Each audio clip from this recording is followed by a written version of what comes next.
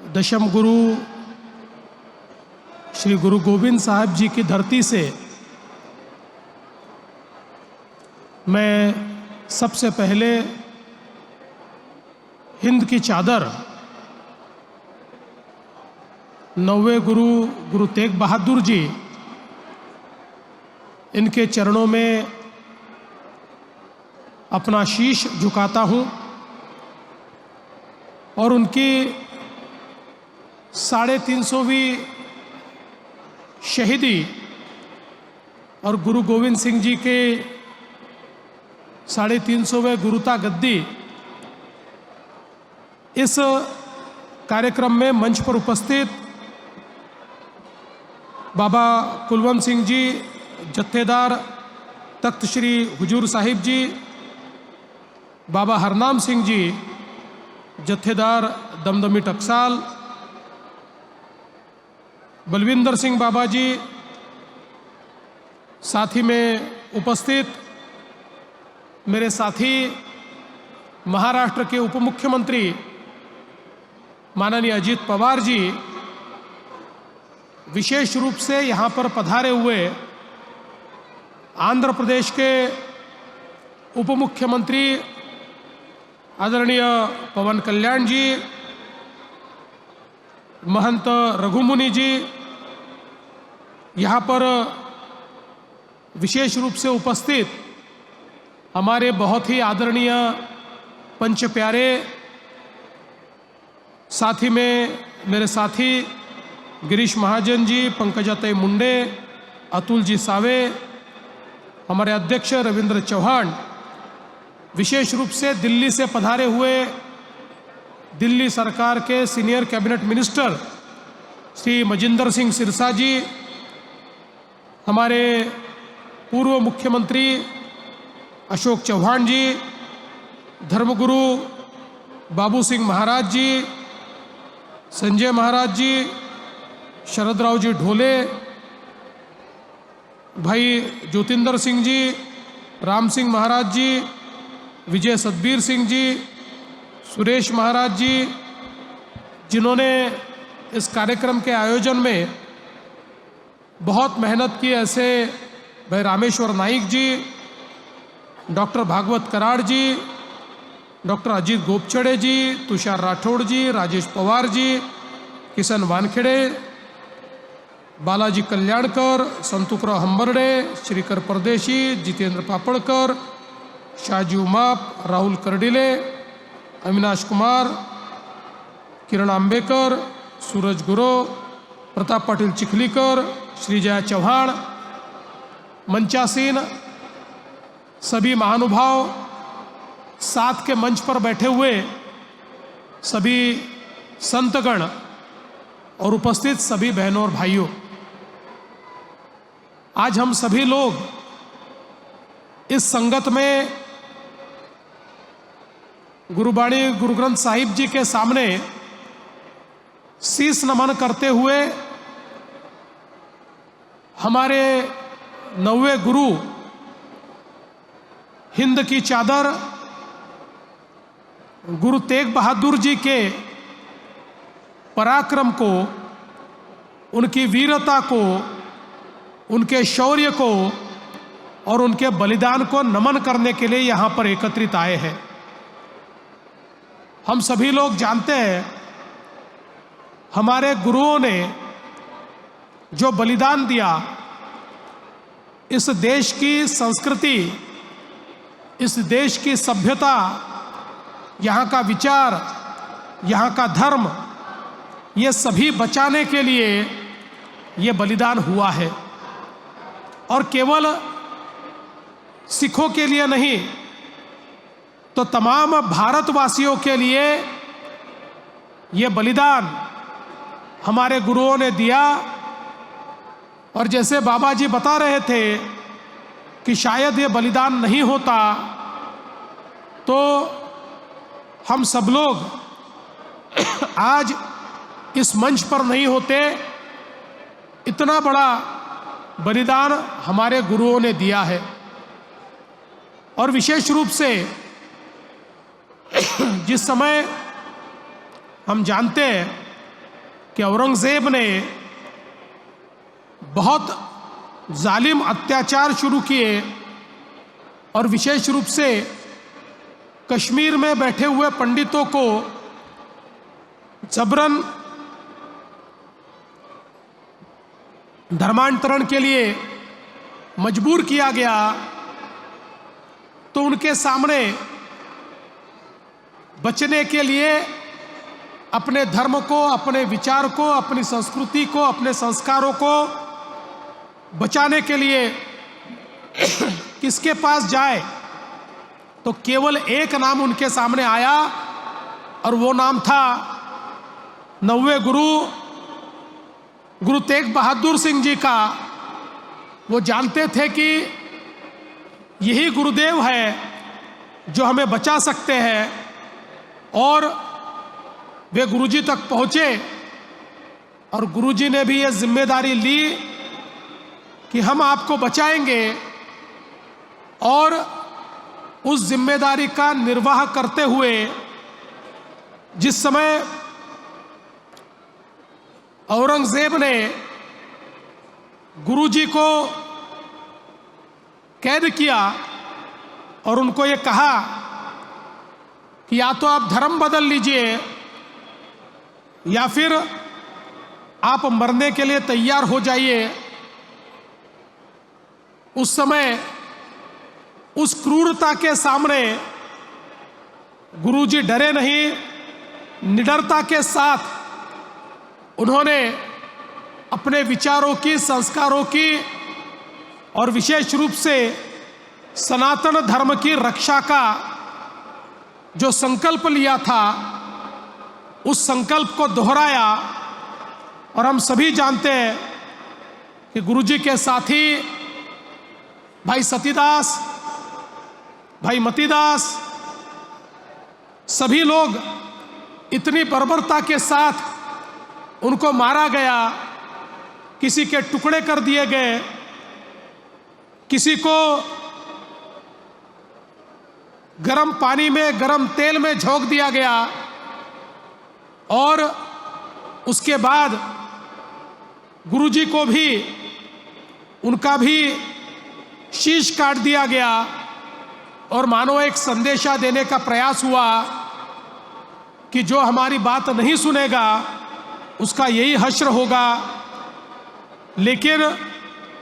औरंगज़ेब ये जानता नहीं था कि गुरुजी की कुर्बानी से पूरे देश के अंदर इस प्रकार की प्रतिबद्धता निर्माण होगी कि उसके इरादे कभी पूरे नहीं होंगे, और वो इरादे कभी पूरे नहीं हुए। और उस समय जब औरंगज़ेब ने ऐलान किया था कि गुरुजी को कोई भी अंतिम संस्कार नहीं देगा, उनके शीश को, उनके शरीर को कोई अंतिम संस्कार नहीं मिलेगा, दिल्ली के चांदनी चौक में बर्बरता के साथ गुरुदेव का देह पड़ा था। ऐसे समय लकीशा बंजारा जी ने अपने प्रयासों से उनके शरीर को अंतिम संस्कारों तक पहुंचाया, और उसके बाद उन्हीं के सुपुत्र गुरु गोविंद सिंह जी ये 10वें पातशाह बने। और 10वीं पातशाही गुरु गोविंद सिंह जी ने तो इस प्रकार का बलिदान दिया, हम सभी लोग जानते हैं कि उनके 2 बेटों को पहले मारा गया, उसके बाद 2 बेटों को दीवालों में चुनवा दिया गया, और दीवालों में चुनवाने के बावजूद न बेटों ने हार मानी, न गुरुजी ने हार मानी। वे लगातार धर्म की रक्षा के लिए,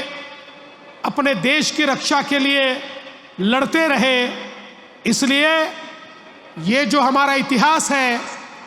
ये बहुत वीरता का इतिहास है, शौर्य का इतिहास है, और ये इतिहास केवल सिख पंथ तक, सिखों तक सीमित नहीं होना चाहिए,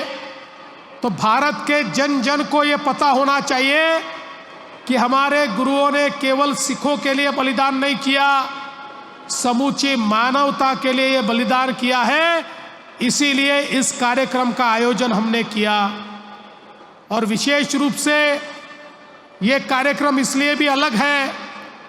कि पूरी नानक नाम लेवा संगत एक साथ इस कार्यक्रम में लाने का प्रयास हमने किया। हम सभी लोग जानते हैं,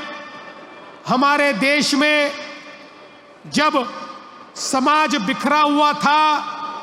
ऊंच नीच जातियां, ऐसे कई बंधन हमारे समाज को तोड़ते थे, जिसके कारण हम गुलामी में जाते थे। ऐसे समय गुरु नानक देव जी ने एक निरंकार का मंत्र हमको दिया, सभी को एक साथ जोड़ने वाला।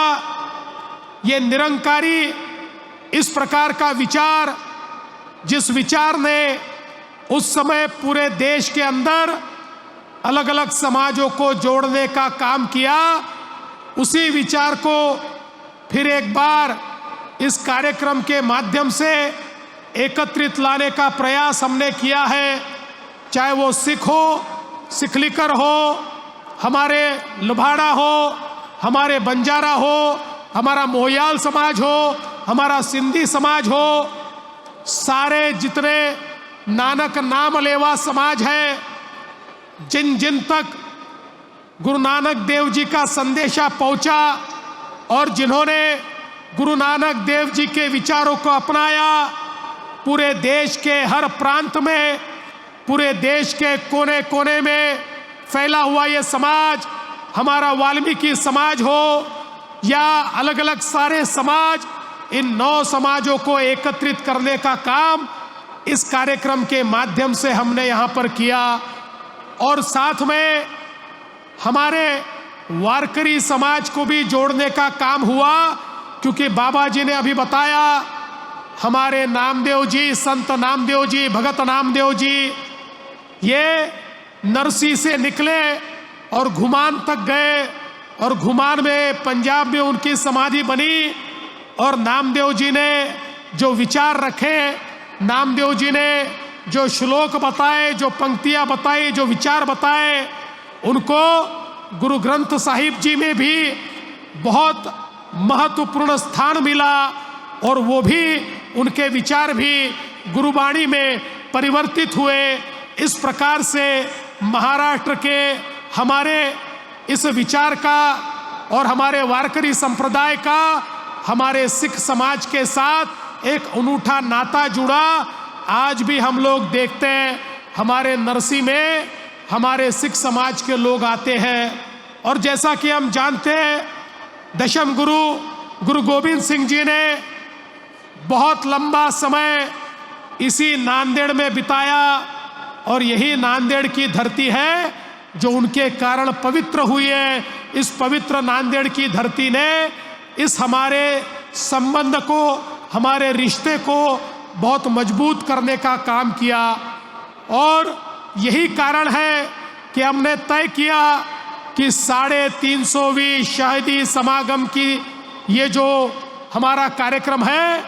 ये कार्यक्रम सारे समाजों तक पहुंचना चाहिए, ये कोने कोने तक पहुंचना चाहिए। मैं धर्म जागरण के लोगों का भी आभार व्यक्त करना चाहता हूँ। ये कार्यक्रम केवल एक दिन का कार्यक्रम नहीं चल रहा, ये कार्यक्रम हर गांव गांव में जाकर, ये जितने 9 समाजों की हमने बात की है, उस हर बस्ती में जाकर, हर बस्ती में अलख जगाने का काम हो रहा है। और हमारे गुरुजी की शहादत किस लिए हुई, ये फिर एक बार उस इतिहास को दोहराने का काम इस कार्यक्रम के माध्यम से हम कर रहे हैं। क्योंकि हम ये मानते हैं कि जब तक भारत का बच्चा बच्चा इस इतिहास को नहीं जानेगा, जो इतिहास को नहीं जानते उनको वर्तमान तो होता है लेकिन उनको भविष्य नहीं होता। अगर भविष्य होना है तो इतिहास भी मालूम चाहिए, और ये जो इतिहास है ये हर घर तक पहुंचाने का प्रयास इस शहीदी समागम के माध्यम से, इस शहीदी संगत के माध्यम से हम लोग कर रहे हैं। और इसीलिए महाराष्ट्र की सरकार ने यह भी निर्णय किया कि हम लोग हमारे इतिहास के पन्नों में फिर एक बार हमारे 10 गुरुओं का जो इतिहास है, उनकी शहादत का जो इतिहास है, उनके विचारों की जो विरासत है, उनकी वीरता का जो ये आलेख है, ये जन जन तक और बच्चों बच्चों तक पहुंचाएंगे। ये भारत का इसलिए इतिहास है, ये उन तक पहुंचाने का प्रयास महाराष्ट्र सरकार की ओर से हो रहा है।